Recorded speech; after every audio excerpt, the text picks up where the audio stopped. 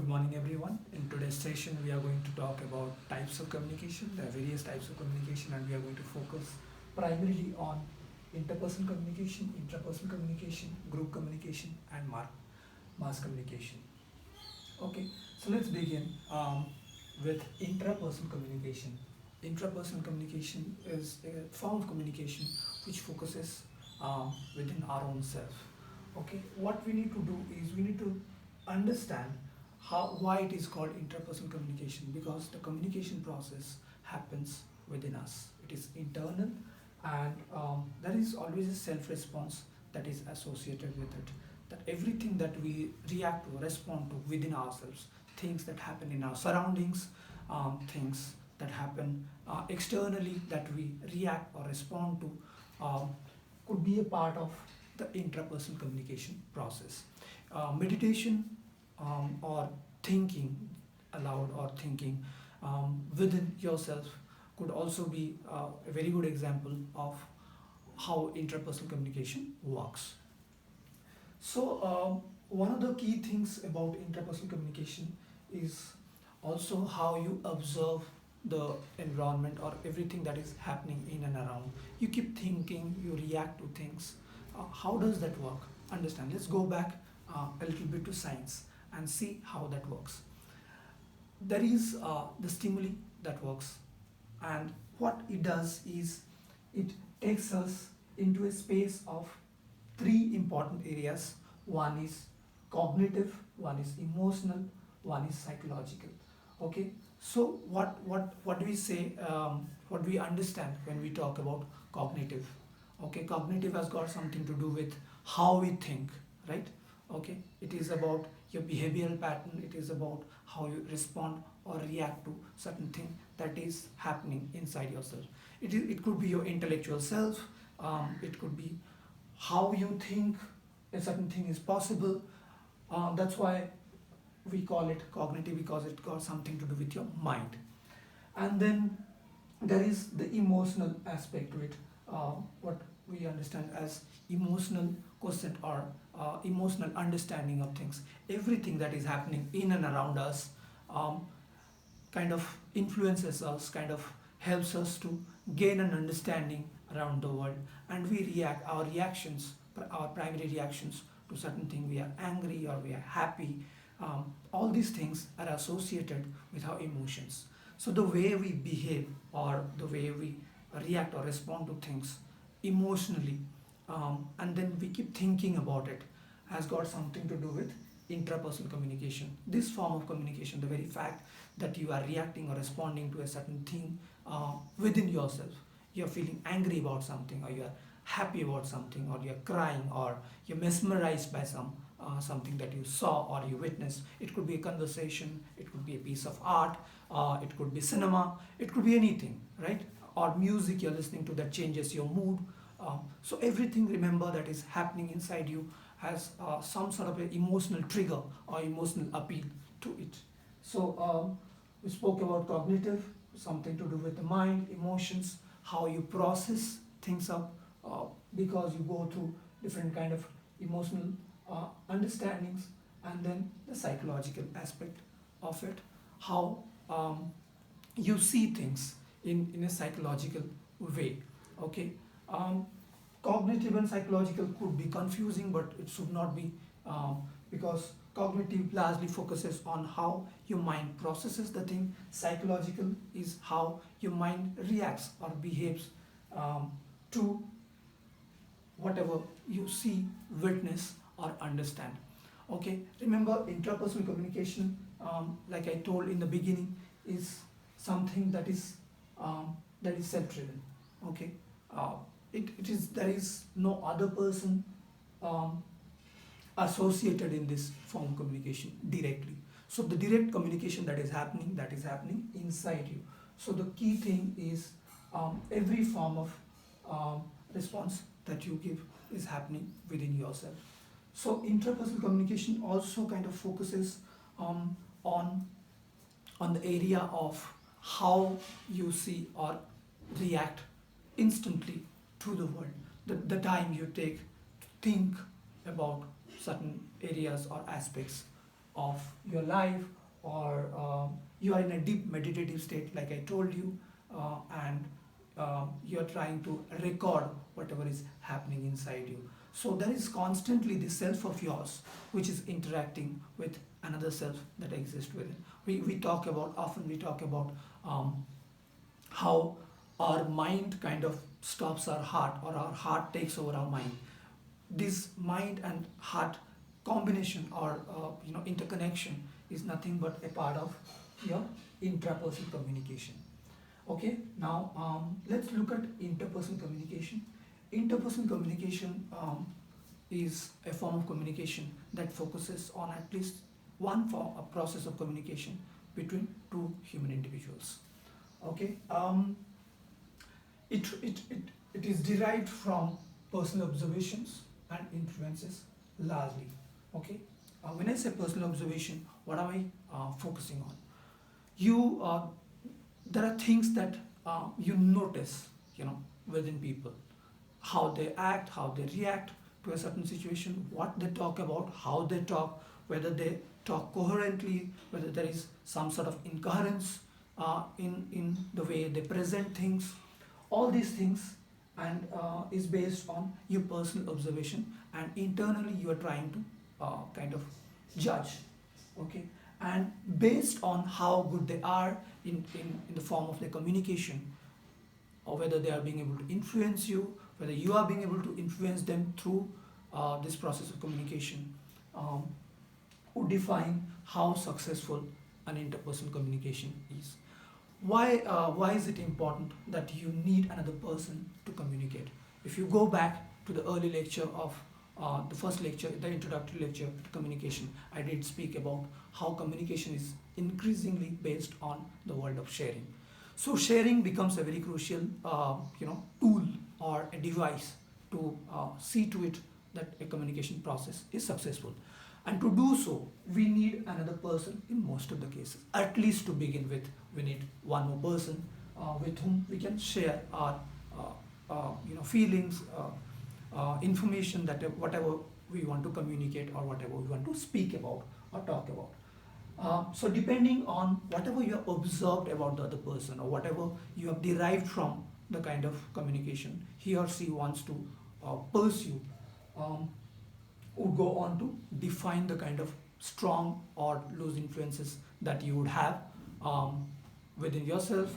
Or if you are the person who acts as a sender, or you are the person who is communicating to the other person, how you're influencing or persuading the other person would help in defining whether the interpersonal communication is successful or not. There are three key functions of interpersonal communication. Let's look at it. The first one is linking, the second one is meditation function, third one is regulatory function. What do I understand when I talk about linking? The first link that you build with another person, the very primary understanding of that person comes when you meet a person face to face, and then the basic conversation that you strike links two persons. Okay, it could be something that you share in common, it could be just the way the person speaks, or the content that the person is sharing, that would help you in building some sort of a link or a relation, or establish a relation with that person. It could be a stranger, it could be somebody whom you are seeing in a new way, somebody who is offering a very new content, and that's how the link is established. Second function of interpersonal communication is meditation. Things that you take away from that conversation, things that you tend to internalize. I mean, internalization process can happen through whatever information that has been shared to you, and how you're processing that information. The other person is trying to influence you or persuade you in a certain way with a certain kind of information that you agree upon in terms of receiving. So when you tend to assimilate that information, when you tend to process that information after that communication process is over, and then you slowly try to understand and engage with the kind of content that the other person has offered, uh, it plays a very significant role in making the interpersonal communication successful. The person tends to offer you a certain message which he or she intends you to assimilate, understand.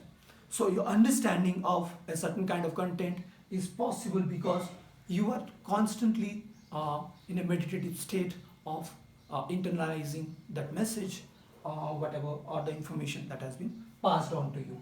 Third is regulatory function of interpersonal communication.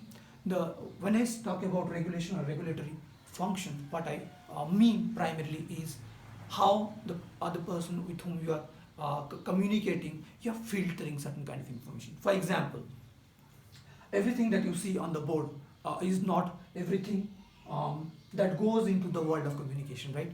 The session by session I'm progressing, and you can see there are different kind of contents on the board.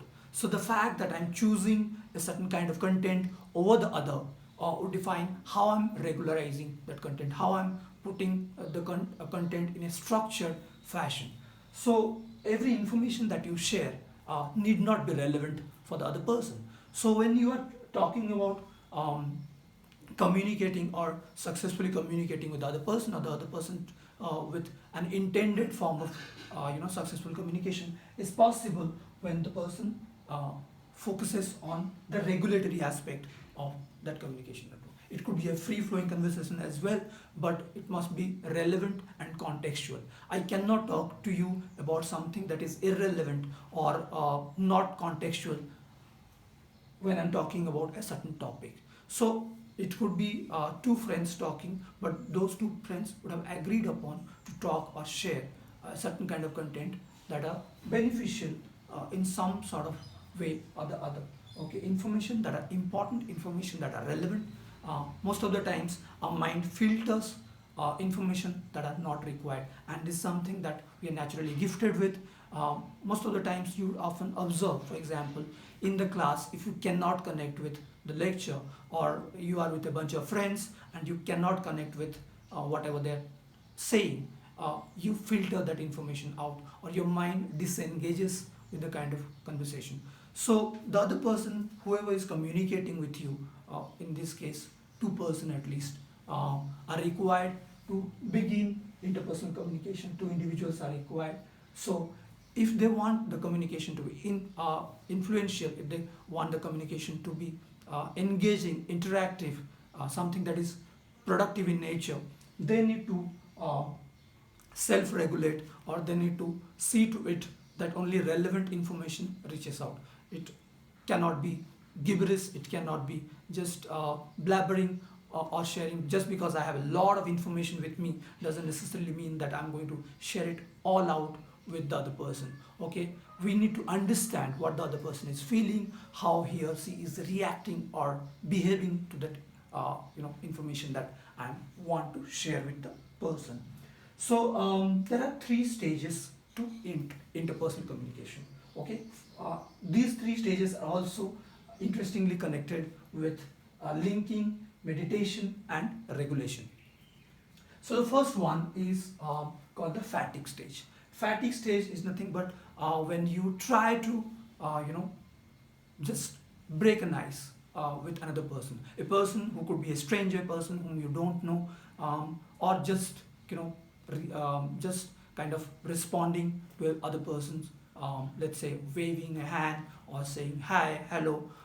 You don't know, it could be a complete stranger. You're meeting, you want to have a conversation. So a conversation starter, whatever you talk, you introduce yourself as X or Y, and you say hello, or you say good morning, or all these kind of very small talks are the ones that could be a part of the fatigue stage. Fatigue stage is when we get to know each other initially just by exchange of gestures or by exchange of very few introductory words.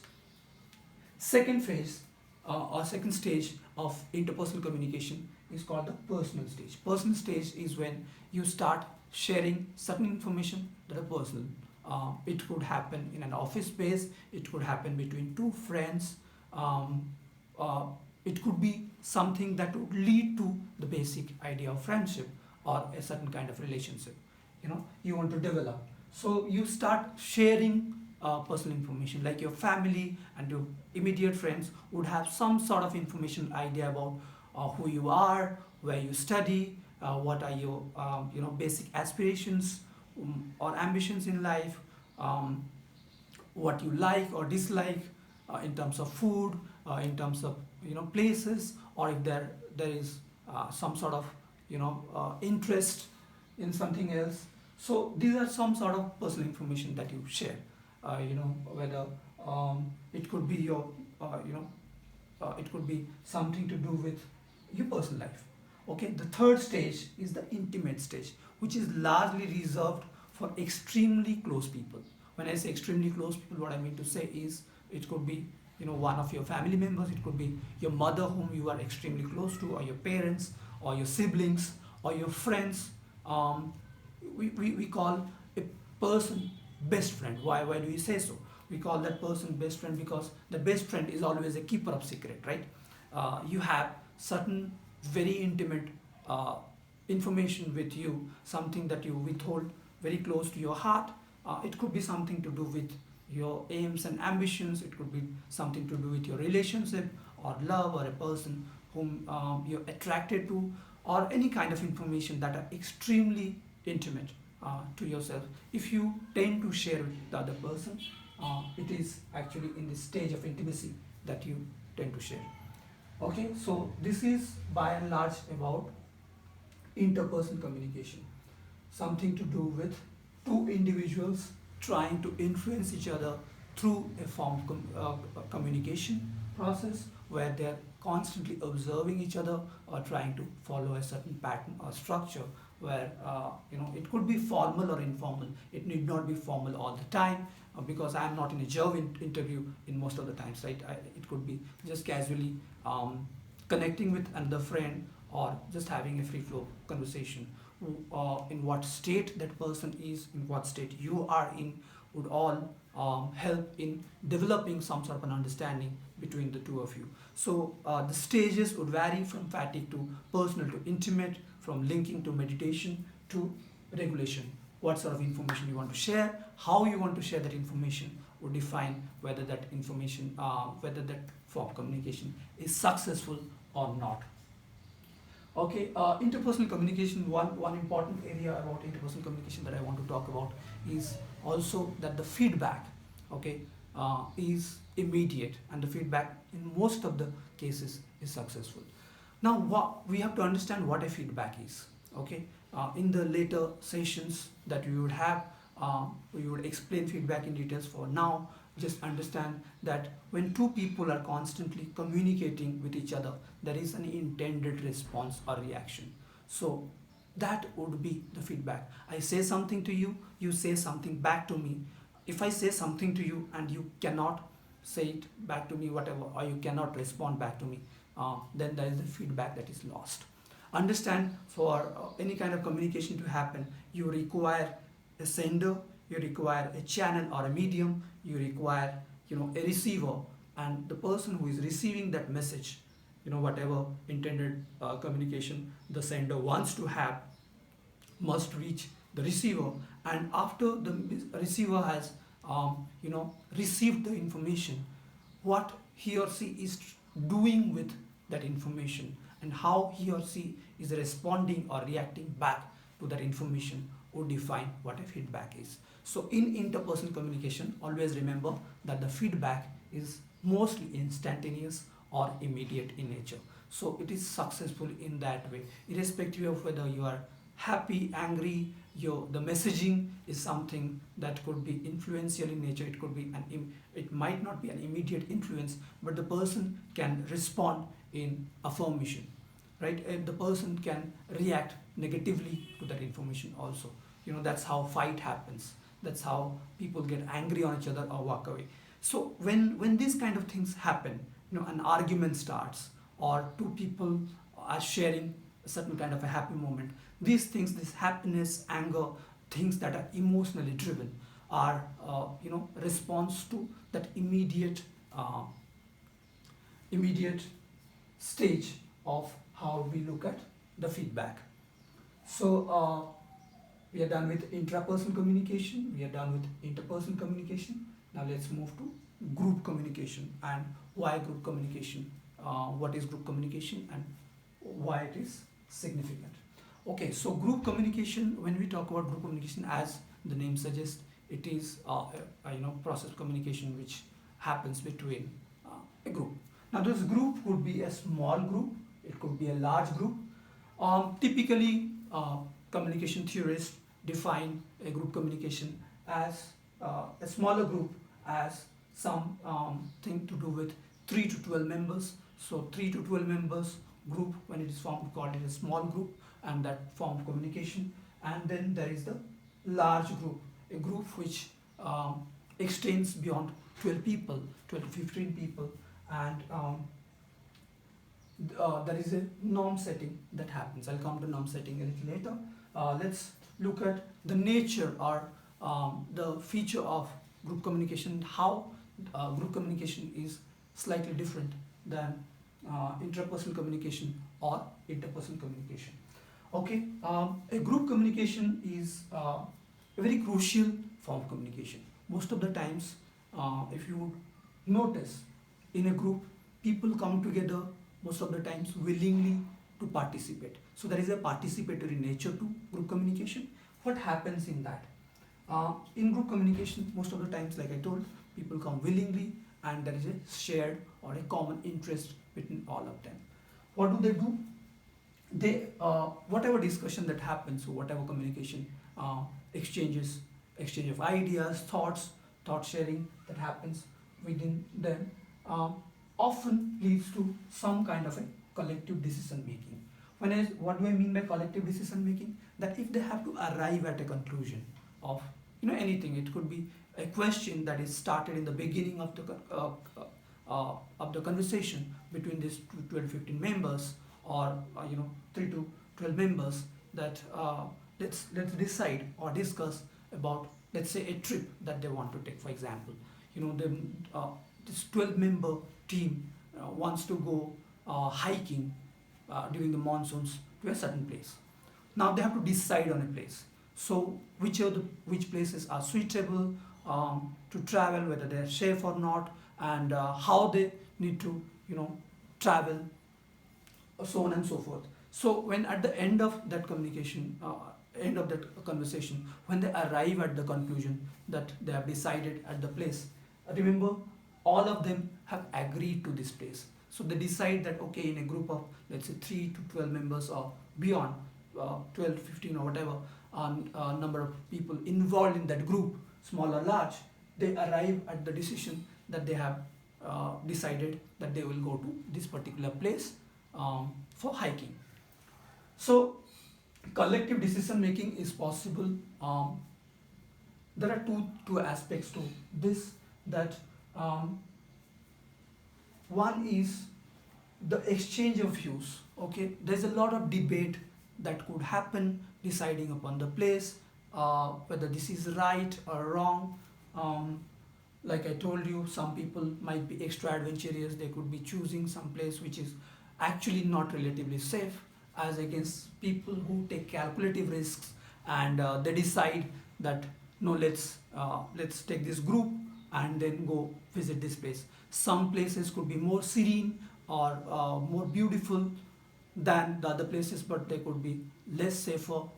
So all these kind of discussions and debates or deliberations that happen between the group leads us to collective decision making, or leads the group to collective decision making, where they arrive at a place to decide which place to go to. Okay, and then this exchange of views are of common interest. Exchange views of common interest.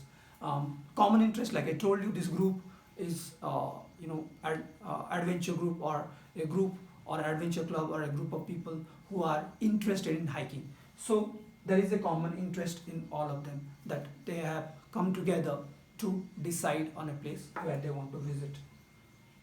Okay, when to another areas to pay attention to when we talk about group communication is when the group is small. Okay, when the group is small, understand that a small group can have informal conversation. Okay, small group can have informal communication group between 3 to 12 people. There could be just a free flow or exchange of ideas, and there would be less noise, and the feedback could be relatively instantaneous because they could talk each other out, or they could listen to each other in an immediate space, and then they could react or respond to things on an immediate basis. Whereas it becomes extremely difficult when we talk about a larger group, a group which goes beyond 12 people, or which goes to beyond 15 people. The number expands. What happens is, if everybody start shouting, even if they take turns, they could be just there in that meeting for a brief period of time. Within that, to allot time to each member to present his own thought, many times would be difficult if it is not regulated. So norm setting become crucial, or rule setting become crucial. For example, it can't be informal. Like I told you, a large group needs to focus on, let's say there are 15 members, each member gets 1 minute to speak, and they have half an hour of time. Okay, so each member is allowed to speak for 1 minute, and has to put his point, whatever they want to talk about, within that 1 minute, and then the other person starts speaking, so on and so forth. And that's how they arrive that, okay, within 12 to 15 minutes or 20 minutes, they conclude whatever each member has to speak, and there are people who could be recording or noting down whatever the members have spoken, and then they could all conclude or decide or engage. So if that is not done, if rules are not set, if norms are not set as to how to proceed with this conversation, or how to proceed with this sort of a communication, it would not be possible at the first place. So larger groups, the disadvantage of having large group conversations or group communications is that the feedback gets affected, that each member, whatever they intend to take away from that conversation or that communication, might not have the same sort of reaction response, whatever they want to intend. The desired response, let's say for example, the desired response is affected, or the feedback is affected in a larger group. What else happens in group communication is, you need to understand that people come here willingly, like I told you, and then because they have a common interest in in the topic or the areas that they want to share or talk about. So because it's not an isolated small little place where 3 people are engaging, because the group has come together to decide or discuss upon a certain point in time, we need to understand that the intended communication would only be successful if people keep open mind, and people have objective thoughts. Okay, it can't go on forever. I can have very subjective understanding about things, or responses, subjective responses to topics, but I need to be clear and concise, and because it is time bound and because it is regulated, so it is crucial that we focus that on 2 things primarily. One is listening. By communicating, we need to listen to the other person very carefully, and try to observe and understand what the person is trying to say, maybe record it, so in our mind we want to do that, and proceed to the other person, and then so on and so forth. So listening becomes a very crucial aspect of group communication, and then that's the first stage in which the sender would at least be successful in transmitting the message, or in passing on the message which he or she intends to do. Okay, so listening, the other people who are in the group must carefully listen, or must pay attention and listen to the people who they want to, whoever is speaking. So it becomes crucial that listening becomes a very significant aspect. Listening with open mind becomes a very significant aspect of group communication. The second part is, when you arrive at collection decision making, there should not be any chaos in that, because otherwise the thoughts will all go astray.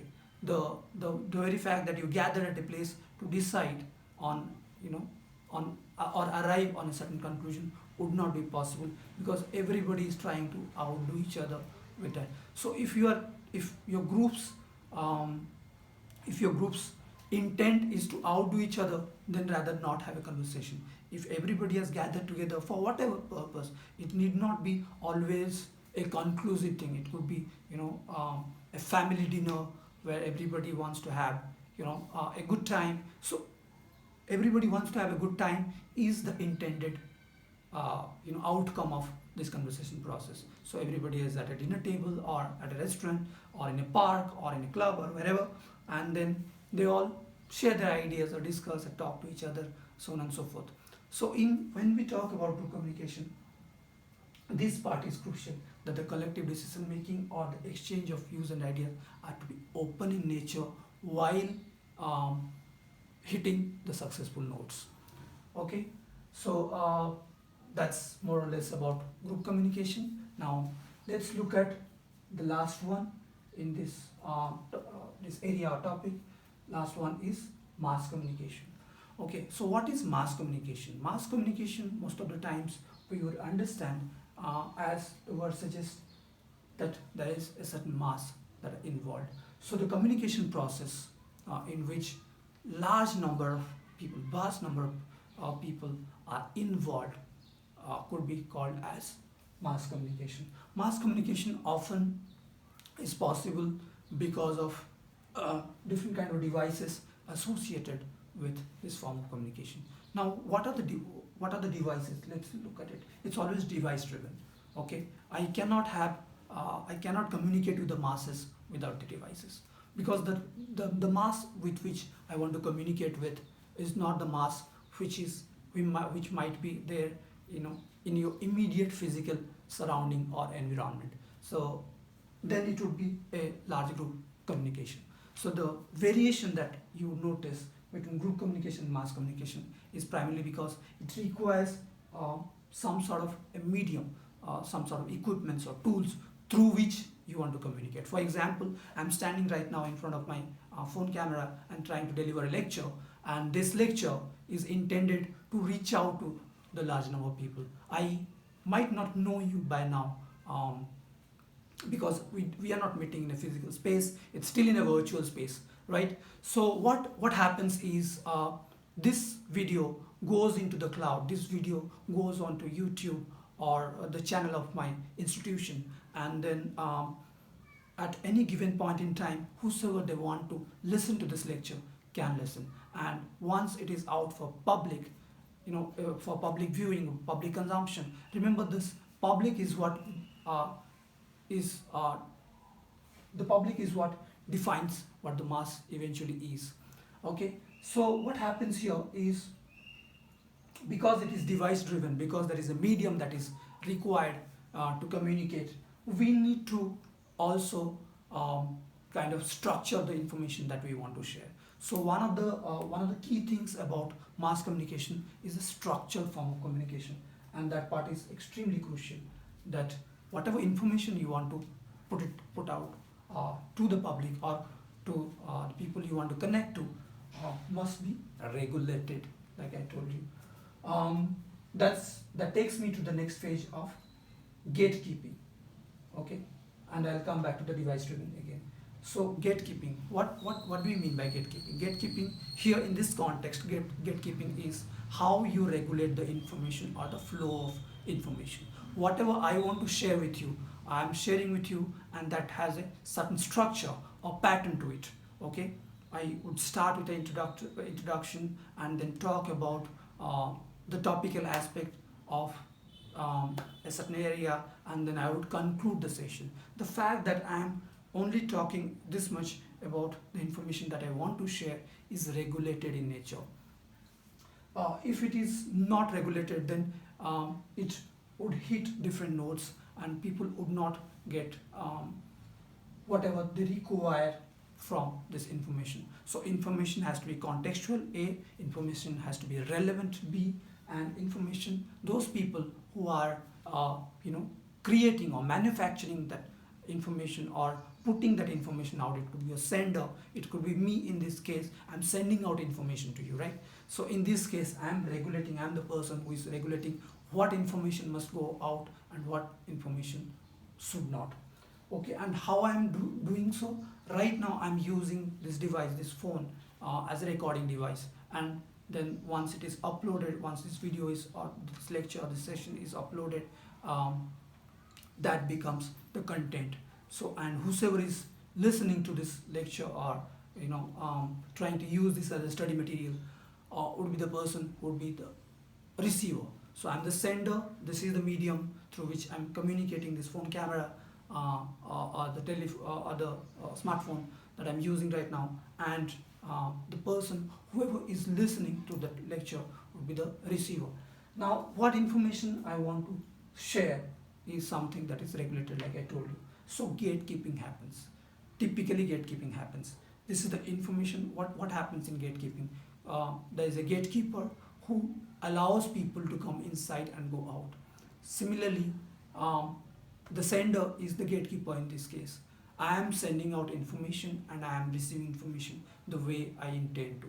So, mass communication. In mass communication, there are two aspects, like I told you. One is that it is medium driven or device driven. Second is it is regulatory in nature. It has to be regulated. Now, device driven. What kind of devices are required for mass communication? Understand? Okay, right from beginning, when people thought that, okay, we have information and we have to reach out to people, how do they do so? More number of people, okay, in intrapersonal communication, we said that, the information is within ourselves, we try to process, share and talk about it, and then in interpersonal, you require another person, so on and so forth. And then in group, you have a desired number of people who have come together to have some sort of a conversation or exchange of thoughts and ideas. Whereas in mass communication, the bigger when the group is extremely huge, if we want to reach out to people, how do we do so? It is possible only when we use a medium to send this information out.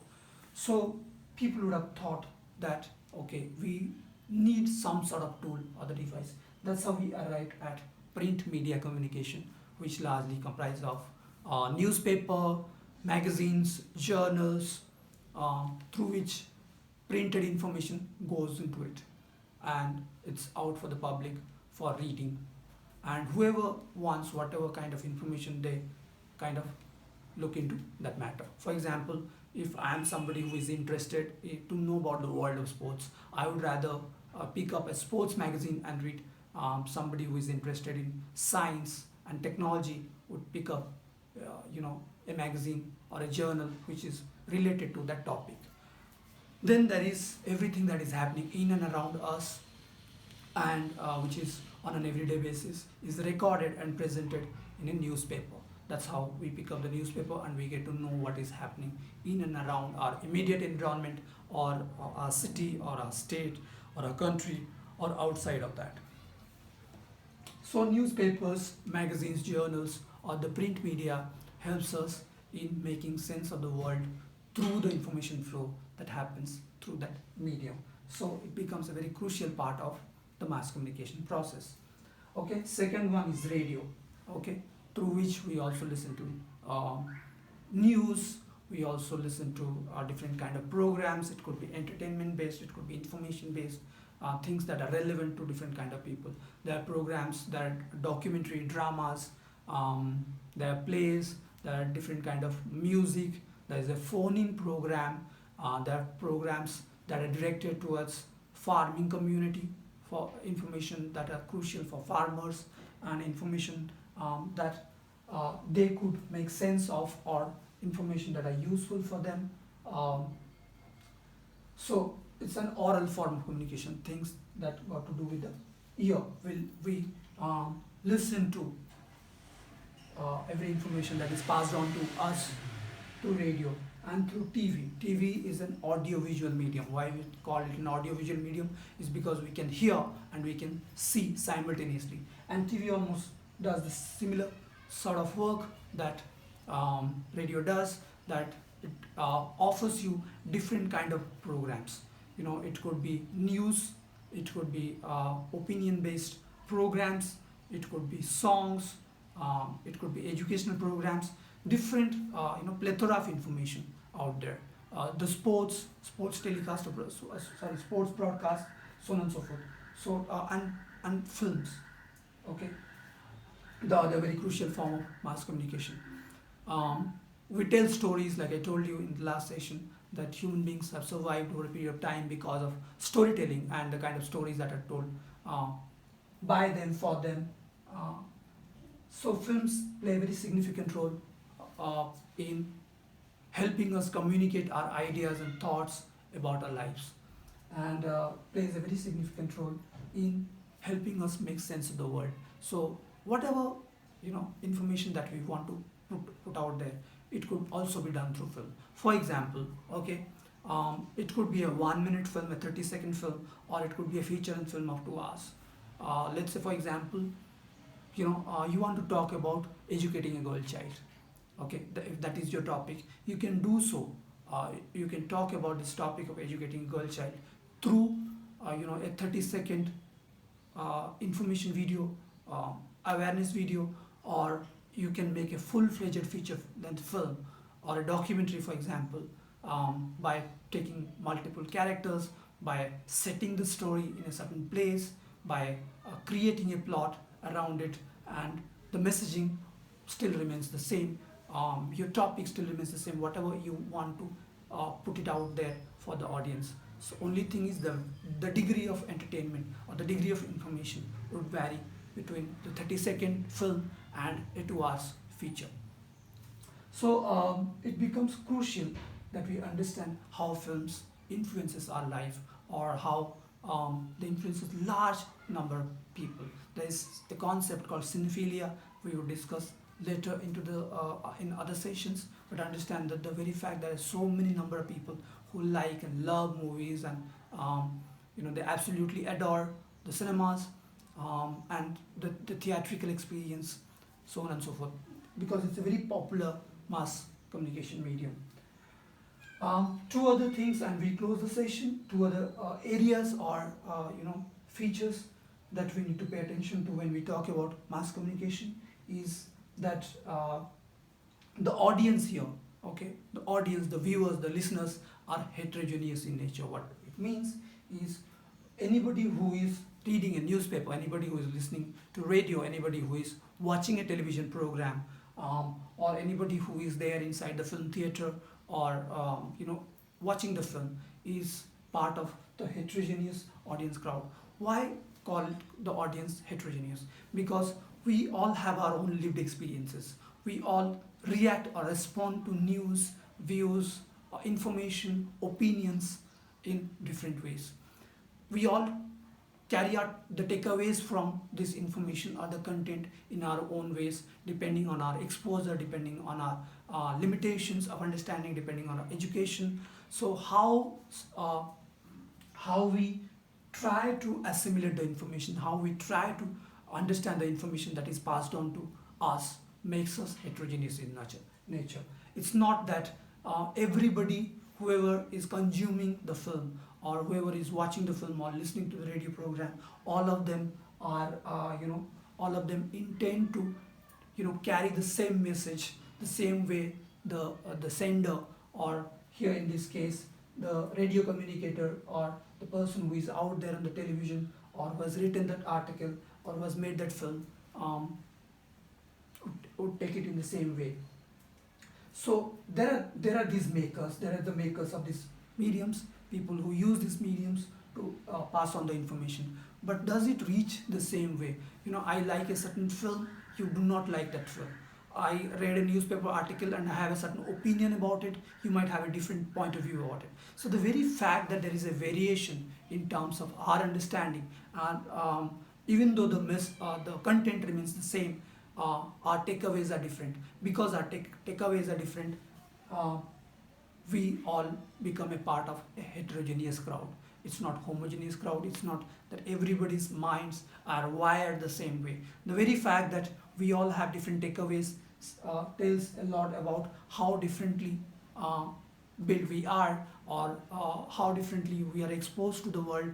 Our understanding of the world varies from person to person. That's why we become a part of the heterogeneous audience. The last point is about mass communication, and it's sort of a demerit, and which has also over a period of time changed, is the factor of slow or no feedback.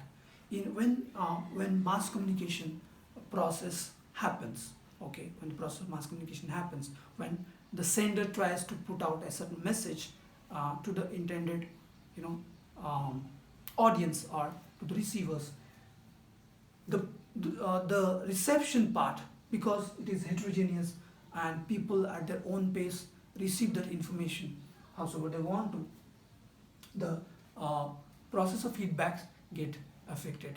Process of feedback could be slow, or there could be no feedback as well.